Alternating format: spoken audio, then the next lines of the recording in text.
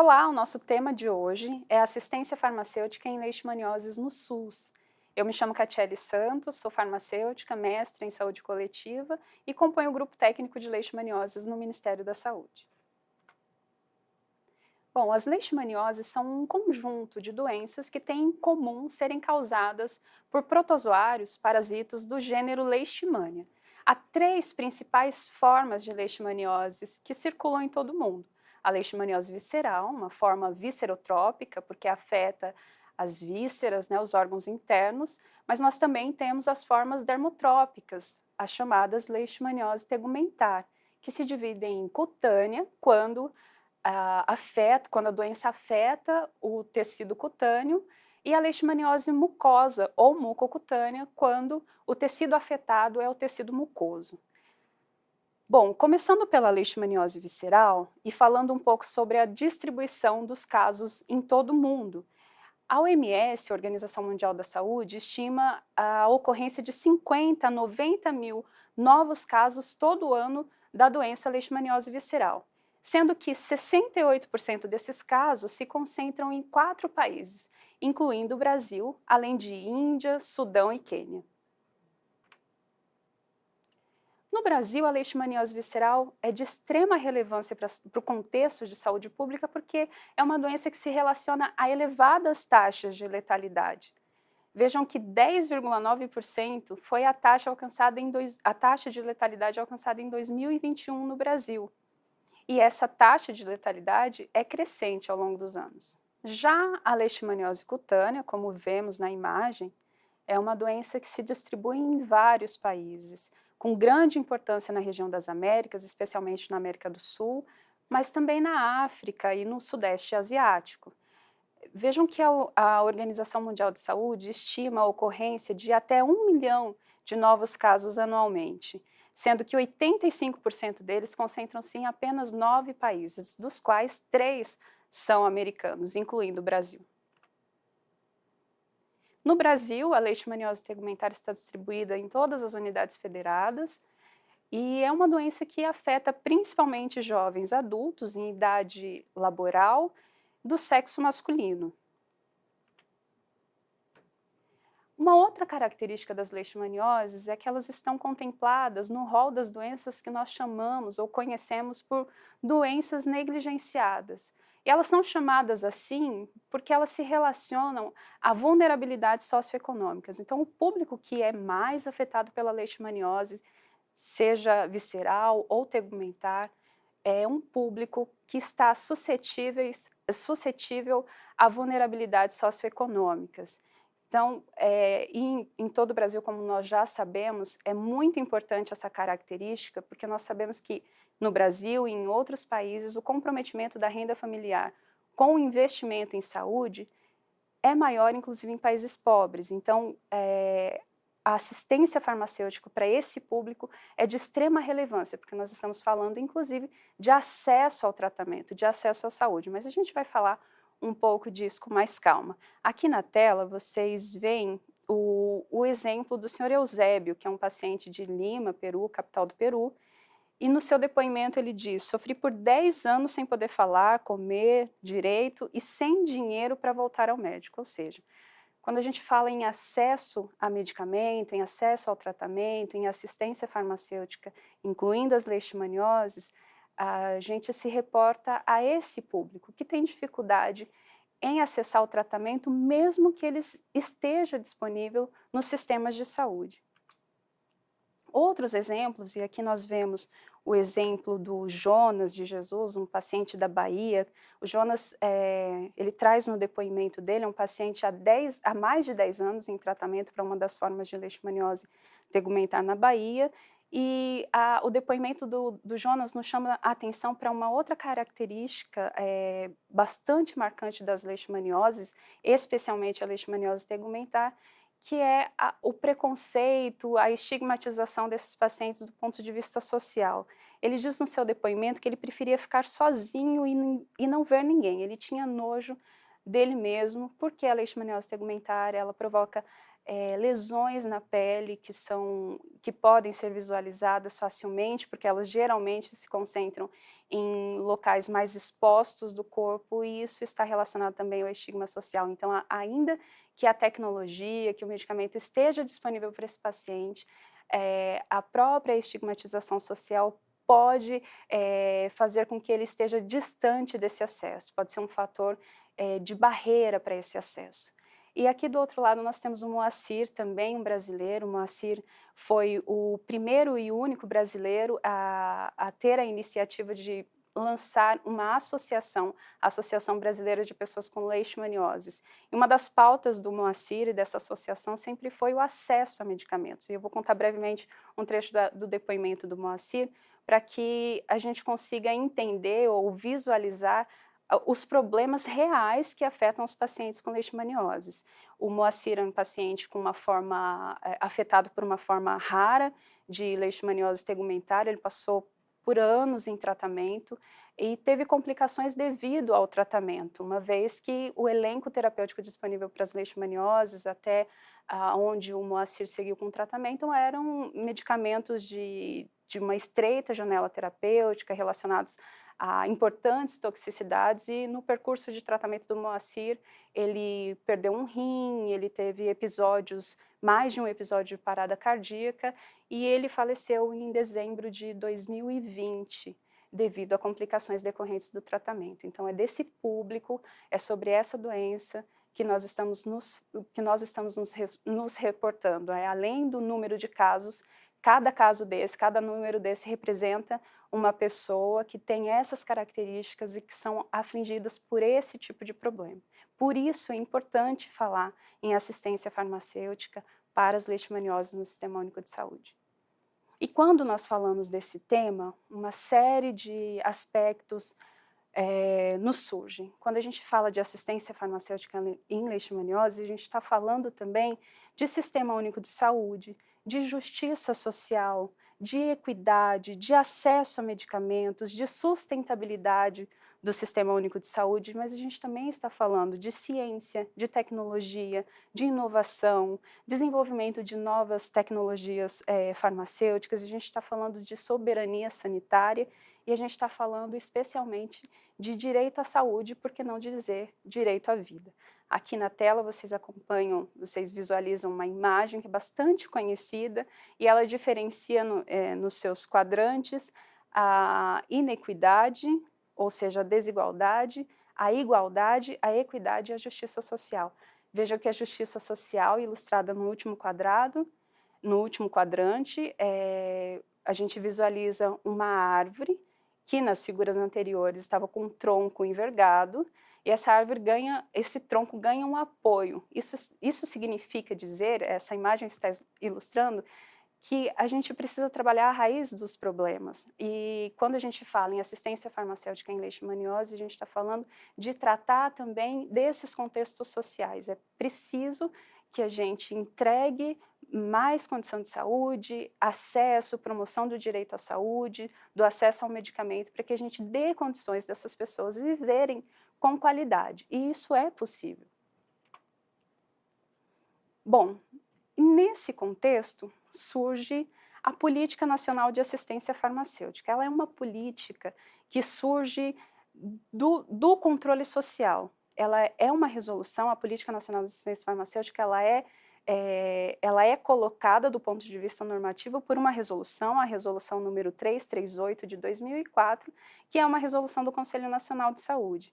E essa política, ela nasce desse anseio social em garantir a essas pessoas, assim como os pacientes de leishmanioses, uma segurança não só jurídica, mas prática, operacional, para que eles acessem o medicamento com qualidade, com segurança e com oportunidade. Então, o principal objetivo da política de assistência farmacêutica, que trata de um conjunto de ações, é estabelecer ou promover ou garantir a promoção, a proteção e a recuperação da saúde, tendo o medicamento como um insumo essencial e visando o seu acesso e o seu uso seguro e racional. E aí, a gente vai começar a falar propriamente dito da Política Nacional de Assistência Farmacêutica. Nós vamos falar agora, a partir de agora, desse tema em específico. E em termos de gestão logística, a gente pode entender a Política Nacional de Assistência Farmacêutica sobre o ponto de vista da gestão logística e da gestão clínica. A gente vai falar um pouco aqui da gestão logística, especialmente, que significa dizer quais são os passos necessários dentro desse arcabouço normativo e operacional que se dá no âmbito do SUS para que se efetive o acesso seguro e racional ao medicamento, ao tratamento das pessoas com leishmaniose no SUS. Então, algumas etapas são traçadas didaticamente para que a gente acompanhe o desenrolar desses mecanismos. E a gente vai falar em seleção de medicamentos, em programação de medicamentos, em aquisição, distribuição e dispensação. Vocês podem notar que na literatura, isso que é chamado de ciclo da assistência farmacêutica, essas etapas que compõem esse ciclo, são tratadas de diversas formas, inclusive incluindo outras etapas e discutindo outras etapas como avaliação e monitoramento, porque essa política foi sendo avaliada e hoje a gente já tem incrementos, né, dessa política no contexto operacional do SUS. Mas nós vamos nos deter à letra da lei, dessa resolução, e vamos falar nessas etapas. Bom, então, como eu estava dizendo para vocês, o ciclo da assistência farmacêutica é composto didaticamente por pelo menos 5 etapas, a começar pela seleção dos medicamentos. E o que significa seleção de medicamentos? A seleção é uma etapa que busca definir o elenco terapêutico para uma determinada doença, e essa definição, essa escolha do elenco terapêutico, ela se baseia em alguns critérios, como a essencialidade, o que significa dizer que o medicamento ele deve ser essencial para atender às demandas de uma dada população. Ele tem que oferecer segurança, eficácia e custo-efetividade, porque lembra, a gente falou de sustentabilidade do Sistema Único de Saúde, e se a gente precisa atender a todos, então é necessário pensar também na sustentabilidade desse sistema, e por isso a gente fala também de custo-efetividade quando a gente vai escolher um medicamento para compor o elenco terapêutico de uma dada doença, de uma dada condição. Depois da seleção, uma outra etapa é a programação do medicamento. Bom, se eu tenho definido qual o elenco que é necessário, que é essencial para tratar os pacientes com leishmanioses, uma próxima etapa após a seleção é fazer a programação desse medicamento, ou seja, estimar as quantidades a serem adquiridas para atender determinada demanda de serviços em um período definido de tempo. A gente vai falar sobre como essas etapas são operacionalizadas no âmbito do SUS. Da programação, a gente avança para a aquisição. Bom, eu tenho definido qual é o elenco terapêutico, eu fiz o meu planejamento, a minha programação, eu estimei a minha demanda e, com isso, eu desenhei a minha oferta, enfim, desenhei a minha oferta e agora eu preciso garantir, de fato, o acesso àquele tratamento. E aí eu tenho a etapa de aquisição, que nada mais é que um conjunto de procedimentos administrativos para compra e aquisição dos quantitativos que eu programei na etapa anterior. Bom, em posse daquela tecnologia, daquele medicamento, enfim, daquela tecnologia em saúde, eu preciso agora fazer com que ela chegue às mãos do paciente. E uma etapa que antecede essa chegada da tecnologia, esse acesso propriamente dito do paciente, é a distribuição.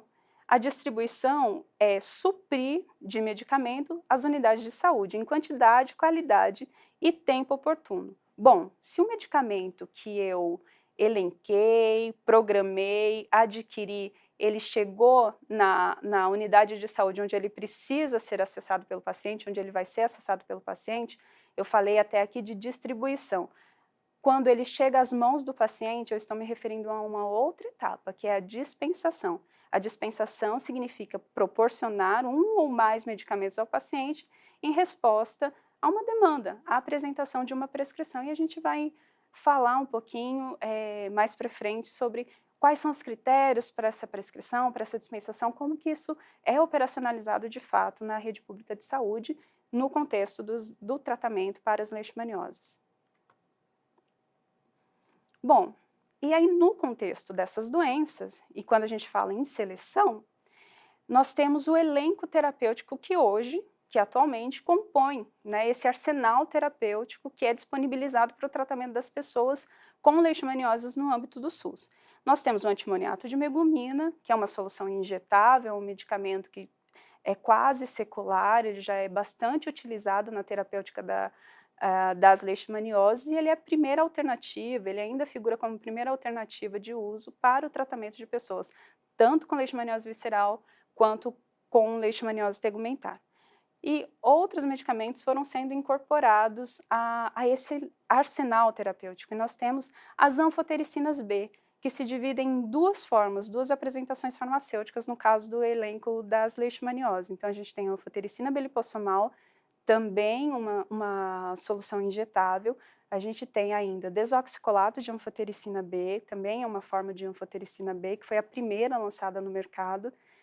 A gente tem ainda outras soluções injetáveis, que são o isetionato de pentamidina, e esse foi por muito tempo o único arsenal disponível para o tratamento desses pacientes. E vocês percebam, é totalmente de uso exclusivo parenteral, injetável, e exigindo, né, para esse paciente, para esse tratamento, um suporte hospitalar e em menor complexidade ambulatorial.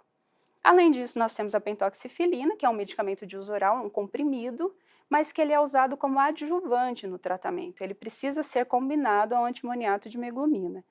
E a miltefosina, que foi a nossa aquisição mais atual. É o primeiro e único medicamento disponível para o tratamento de leishmaniose tegumentar, de pessoas com leishmaniose tegumentar, que é de uso oral, ou seja, agora os pacientes têm, além das alternativas que eu já falei, uma outra alternativa de serem tratados em casa, né, no conforto dos seus lares, porque é um medicamento de administração oral. Bom, todo esse elenco terapêutico e a forma como ele é financiado, quem financia, quem adquire, quem distribui isso no SUS, nessa lógica de gestão logística do medicamento, tudo isso está espelhado, tudo isso está registrado num documento que a gente chama de Relação Nacional de Medicamentos Essenciais. Essa Relação Nacional de Medicamentos Essenciais, ou simplesmente RENAME, é atualizada anualmente. E lá na RENAME ela é dividida em anexos, e esses medicamentos destinados ao tratamento de pessoas com leishmaniose estão previstos no anexo 2 dessa Relação Nacional de Medicamentos Essenciais.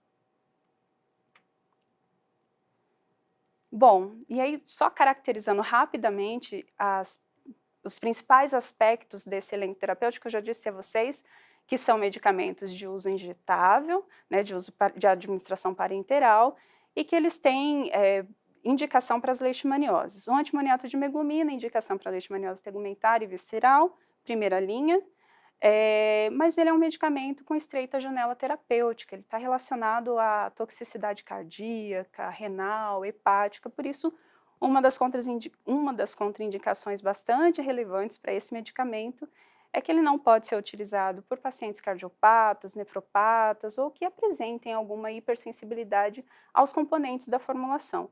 E as precauções de uso, ou seja, as contraindicações relativas e que vai precisar ser avaliado caso a caso por um profissional prescritor, é a hepatopatia, por exemplo, e o extremo etário. Então, pacientes com mais de 50 anos, menores de 1 ano, esses extremos etários, pacientes nessas faixas etárias precisam também ser avaliados com bastante cuidado com relação à indicação do uso desses medicamentos.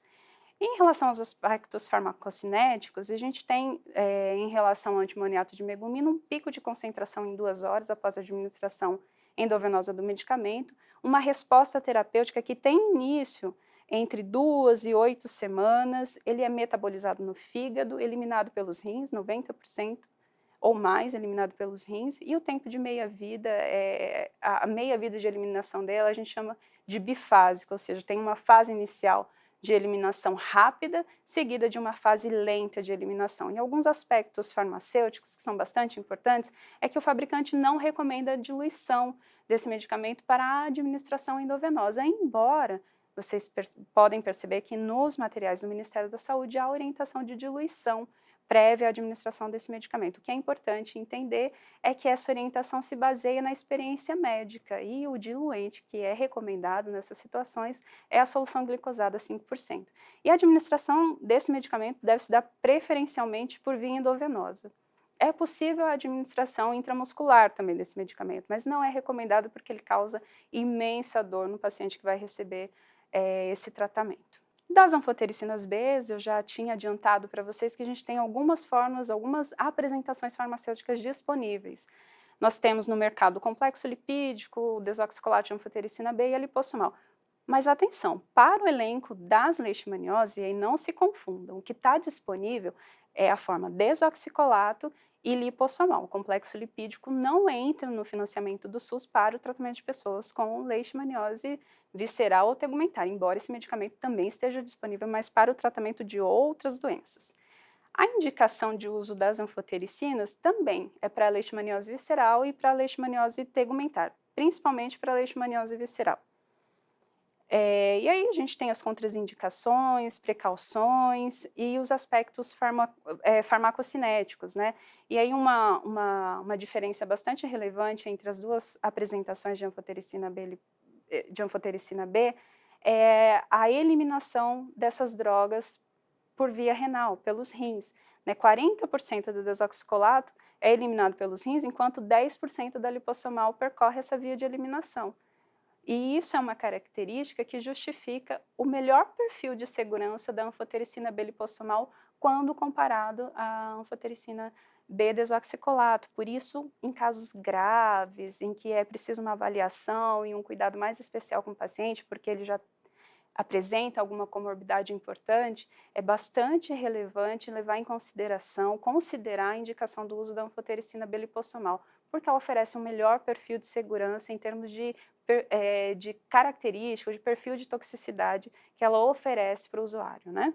Bom, e nós temos também no elenco o isetionato de pentamidina, também um medicamento injetável, não vou me prender a muitos detalhes sobre eles, porque eu vou contar para vocês onde que essas informações estão disponíveis, mas é importante saber que ele é um medicamento indicado principalmente para o tratamento da forma leishmaniose tegumentar, especialmente aquela relacionada a uma espécie do protozoário causador da doença, que é a leishmaniose, que é a leishmania, perdão, guianensis. E aí essa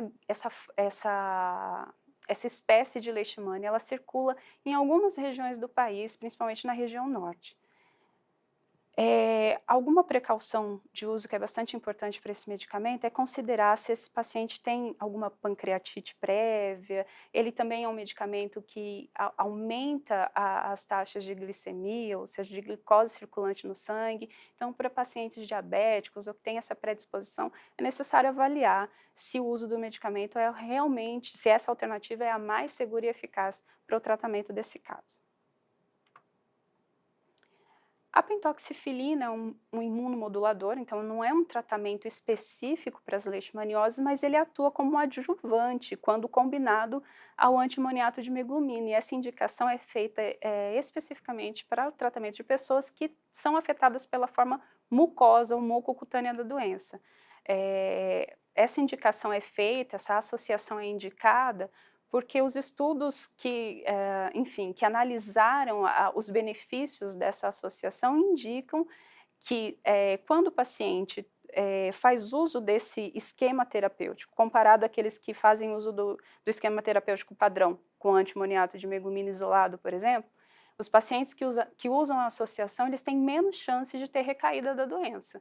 Então, é bastante importante também considerar essa associação entre antimoniato de meglumina com pentoxifilina, que é um medicamento de uso oral. Então, ele é adjuvante no tratamento.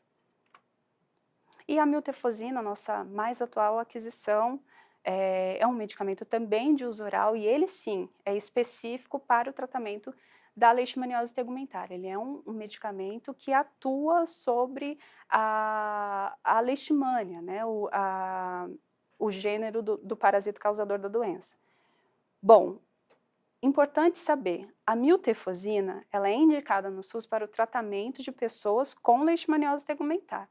Nada de indicar miltefosina para pessoas com leishmaniose visceral. Isso porque os estudos que foram realizados que balizaram a incorporação desse medicamento demonstraram que ela não é efetiva no nosso contexto sanitário, epidemiológico, que não é um medicamento efetivo e seguro para o tratamento de pessoas com leishmaniose visceral. Por isso, ela foi incorporada para o tratamento de pessoas com leishmaniose tegumentar, especialmente aquelas pessoas com a forma da doença que afeta o tecido cutâneo.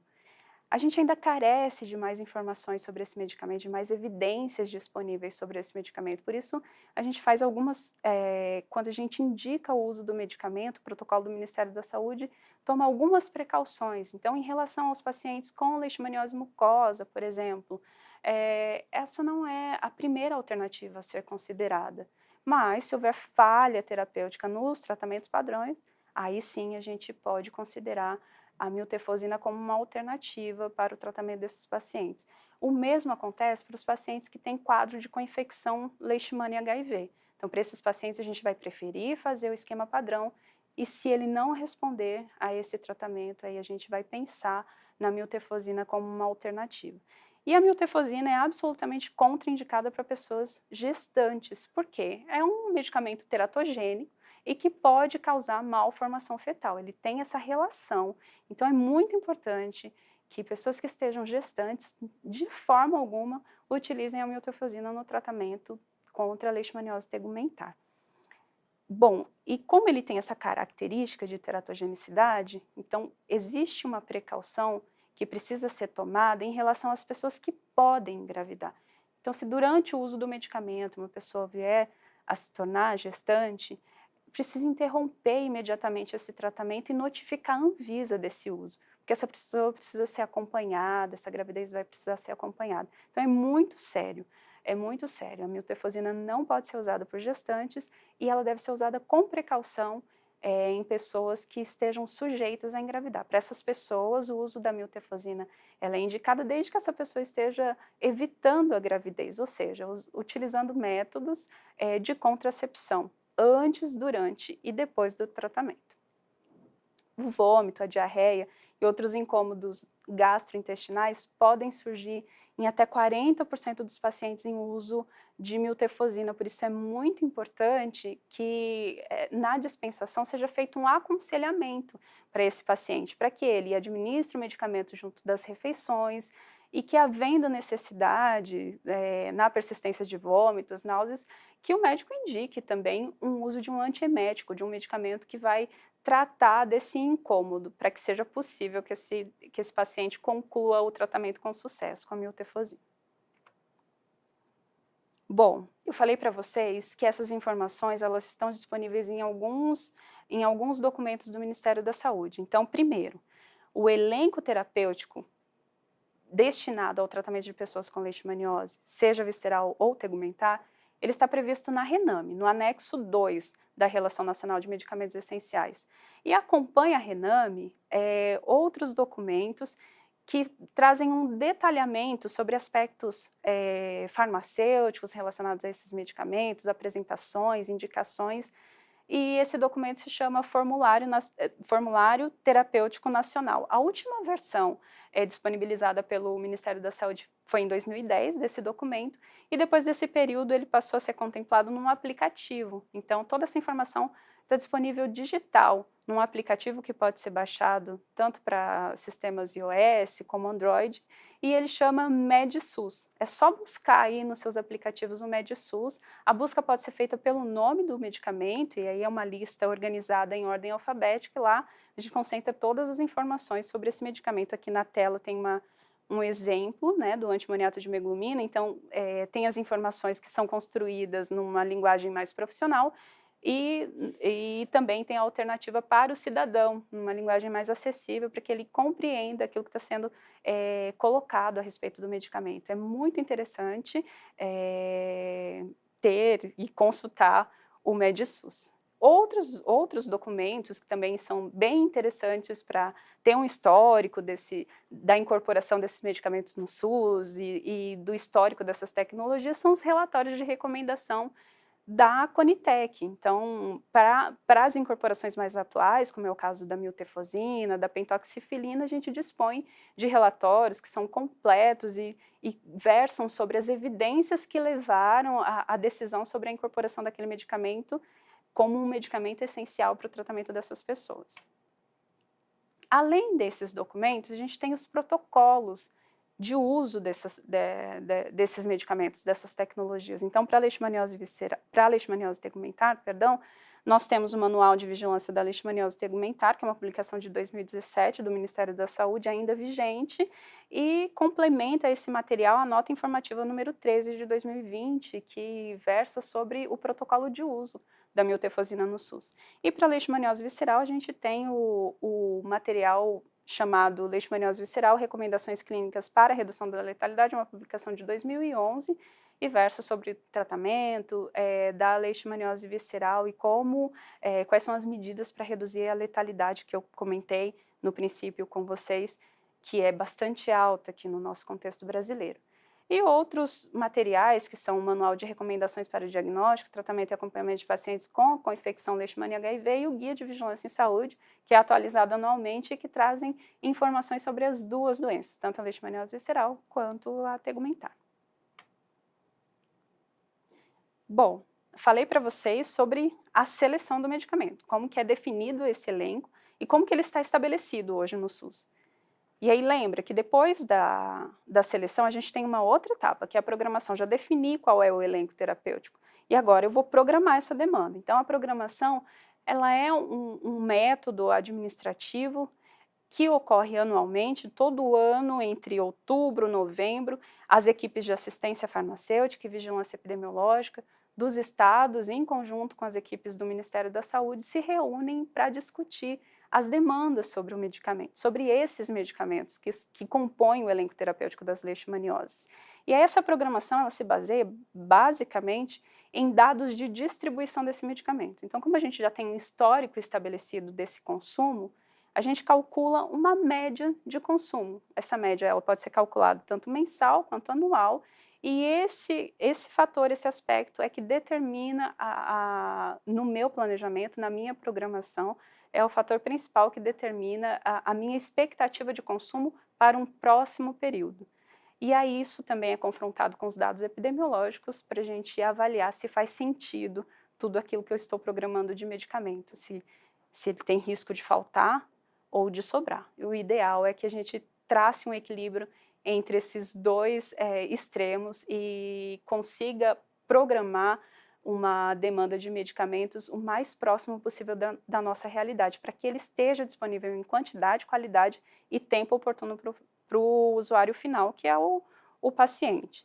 E aí na programação fica estabelecido um calendário para monitoramento desse planejamento. Então, uma vez que eu planejei aquela demanda, durante a execução dela ao longo do ano, eu vou verificar trimestralmente se aquele meu consumo ele se efetiva de fato, conforme eu programei, e aí é nesse momento, nesses trimestres ao longo do ano, que eu faço as minhas correções, os meus ajustes para mais ou para menos, para garantir que o medicamento não falte na rede pública de saúde.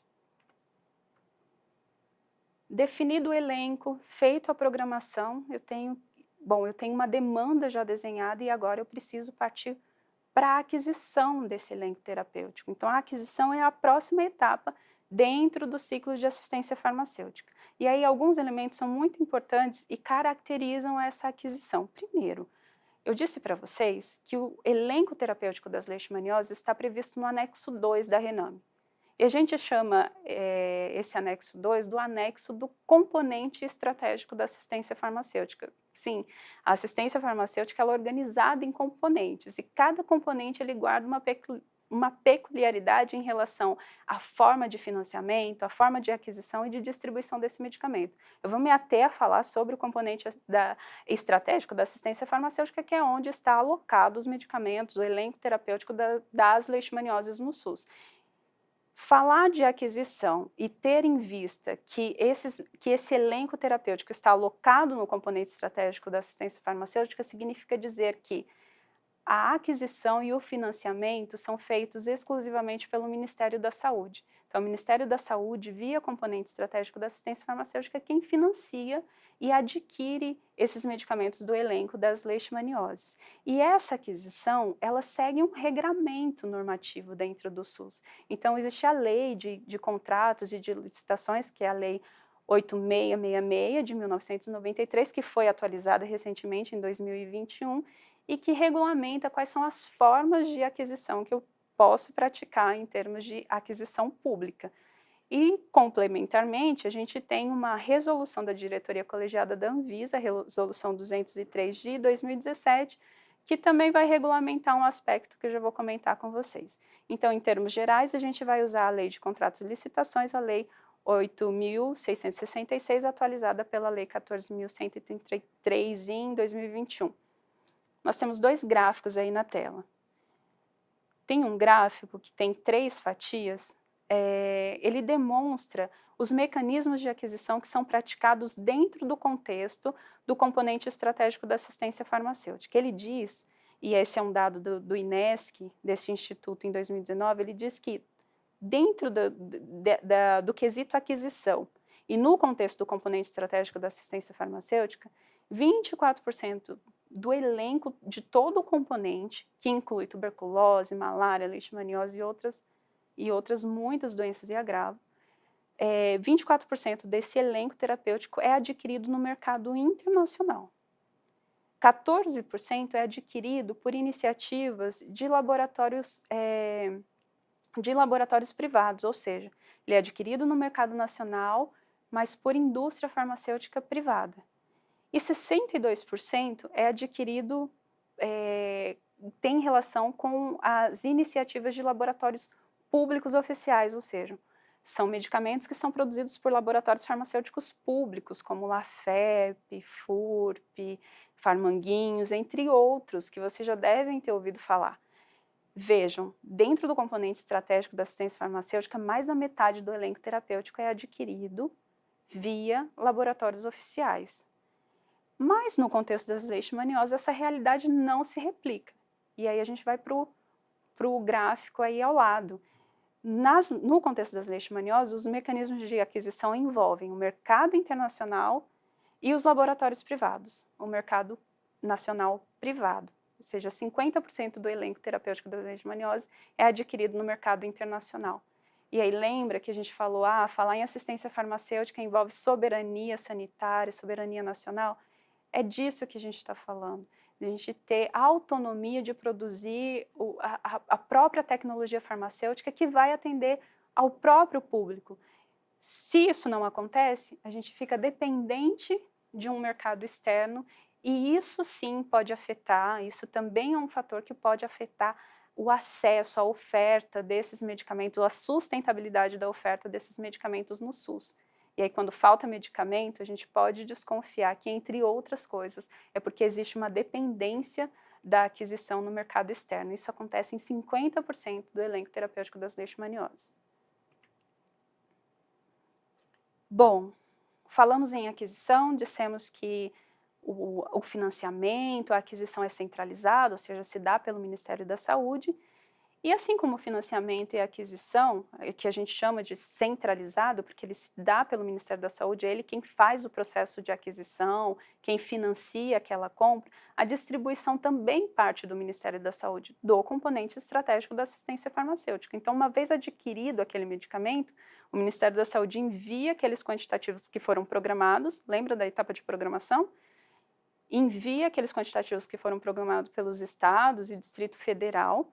Alguns estados ainda têm um intermediário até chegar aos municípios para chegar às mãos do paciente, né, do usuário final, que são as regionais de saúde. Então, em algumas vezes acontece isso, o Ministério da Saúde adquire, financia, distribui para os estados e Distrito Federal, estes distribuem para as regionais de saúde e estes para os municípios. Em alguns casos, onde não tem regionais de saúde, onde essa lógica não é aplicável, os estados já distribuem diretamente aos municípios. E aí cada local tem a sua realidade. Então, tem locais em que os municípios retiram o medicamento numa unidade indicada pelo estado ou pela regional. Há estados em que é o próprio estado que entrega no almoxarifado lá do município. E aí, quando esse medicamento, essa tecnologia chega no município, a gestão municipal é que vai capilarizar essa oferta, distribuindo esses quantitativos recebidos nas unidades de saúde, que é o local que vai receber o paciente para efetivar a dispensação, que é a próxima etapa que nós vamos falar. E lembrando, a distribuição ela acontece também, como na prestação de contas, que é trimestral, a distribuição também acontece. Então, uma vez que eu sei qual é a demanda anual, eu vou dividir aquela demanda em trimestres e trimestralmente o Ministério da Saúde faz um novo envio para o Estado e assim o Estado para a regional ou para o município, e essa é a lógica, essa é a cadeia de distribuição que é operacionalizada no contexto das leishmanioses. Bom, e aí, para falar de dispensação, vamos retomar. O medicamento chegou na unidade de saúde, foi distribuído pelo Ministério para o Estado, do Estado para a regional, da regional para o município, ou do Estado para o município, e o município distribuiu para a unidade de saúde, onde ele vai ser acessado pelo usuário final, pelo paciente. O fato da tecnologia farmacêutica, do medicamento chegar às mãos do farmacêutico, essa etapa é chamada de dispensação. É diferente de distribuição. Na distribuição é uma etapa organizacional, mas na dispensação eu tenho a relação direta com o meu paciente. E aí no SUS há um regramento que dispõe sobre como essa dispensação deve ocorrer. Quais são os critérios para fazer valer uma dispensação no SUS?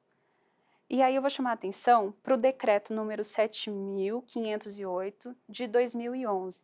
Esse é um decreto que regulamenta a Lei 8080, conhecida como a Lei Orgânica da Saúde, né, que organiza o SUS, e esse é um decreto que fala, no seu artigo 28, sobre o acesso universal e igualitário à assistência farmacêutica, dizendo que os critérios que pressupõem esse acesso, eles são cumulativamente estar o usuário assistido por ações e serviços de saúde do SUS, ou seja, o paciente tem que ter sido em algum momento acolhido ali na rede pública de saúde, ter recebido o seu diagnóstico e a sua recomendação de tratamento no Sistema Único de Saúde.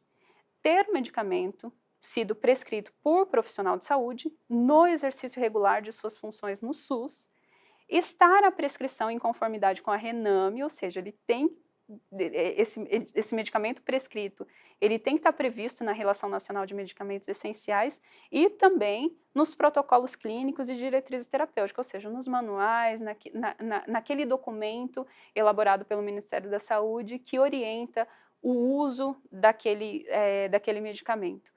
Ou estar em conformidade com a relação específica complementar estadual, distrital ou municipal de medicamentos. Assim como a gente tem uma relação nacional de medicamentos, e que além de estabelecer qual o elenco terapêutico para uma determinada condição e esclarecer qual é a forma de financiamento que vai se dar quando a gente aloca o medicamento em um ou outro componente, a gente também está dizendo sobre como ele deve ser financiado, qual é o mecanismo de financiamento, quem vai fazer esse financiamento e como.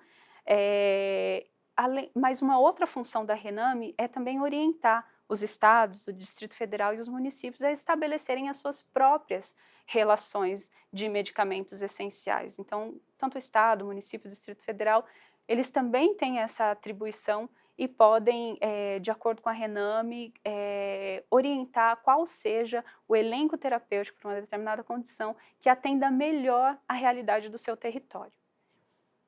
E, por fim, ter a dispensação ocorrida em unidades indicadas pela direção do SUS. Então, aqui a gente tem bem claro quais são os critérios para que o paciente consiga acessar o medicamento no SUS.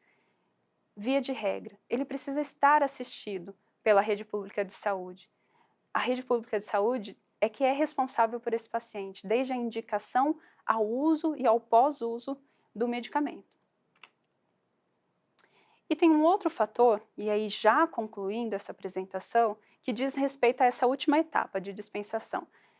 Feito a dispensação, eu preciso monitorar esse uso, eu preciso saber quem prescreve, por que indica esse uso, está de acordo com os protocolos, está de acordo com a Relação Nacional de Medicamentos Essenciais, a posologia adotada é coerente com aquilo que é determinado ou orientado pelo Sistema Único de Saúde.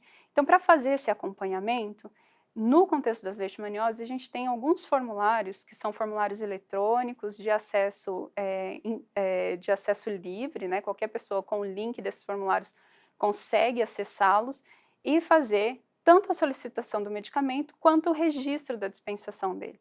Então, há 2 medicamentos dentro desse elenco de 6 medicamentos que são objetos desse monitoramento pela equipe de vigilância epidemiológica, em conjunto com as equipes de assistência farmacêutica, tanto nacional quanto estaduais, municipais e distritais.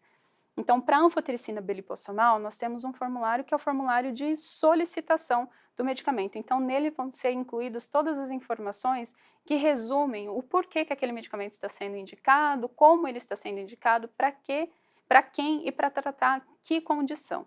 Então, esse monitoramento é feito pelo Ministério da Saúde, por toda a rede pública de saúde, e para a miltefosina a lógica é outra, não é um formulário de requisito para solicitação, mas é um formulário simplesmente para registro da dispensação, porque o interesse aqui é entender quem está usando, como está usando e etc.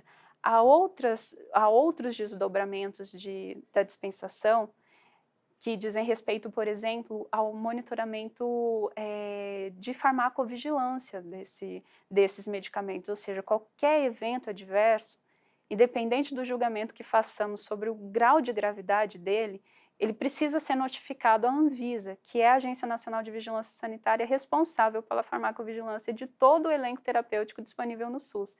Então, qualquer indício de eventos adversos, de efeito adverso, isso deve ser notificado para a Anvisa, porque também é objeto de um monitoramento, e esses dados que fazem com que a gente mantenha as políticas de saúde atuais, principalmente as políticas que envolvem os medicamentos, que é o contexto da nossa fala, e que ao longo do tempo o acúmulo desses dados geram informações de relevância epidemiológica e orientam essas políticas, corrigindo aquilo que precisa ser corrigido, ampliando aquilo que sinaliza como necessário de ampliação, enfim. Então é muito importante o registro da dispensação dos medicamentos, assim como é de suma importância o registro dos eventos adversos provocados pelo uso destes medicamentos, se houver, e independente do grau de gravidade que o nosso julgamento alcance. Todo e qualquer evento adverso, efeito adverso, precisa ser notificado para a Agência Nacional de Vigilância Sanitária. Bom, eu espero que vocês tenham aproveitado o conteúdo, ele vai ficar disponível, vocês devem receber brevemente a informação sobre como acessá-lo, e fico muito grata pela oportunidade dessa partilha com vocês. Espero que possamos nos reencontrar outras vezes e deixo meu abraço.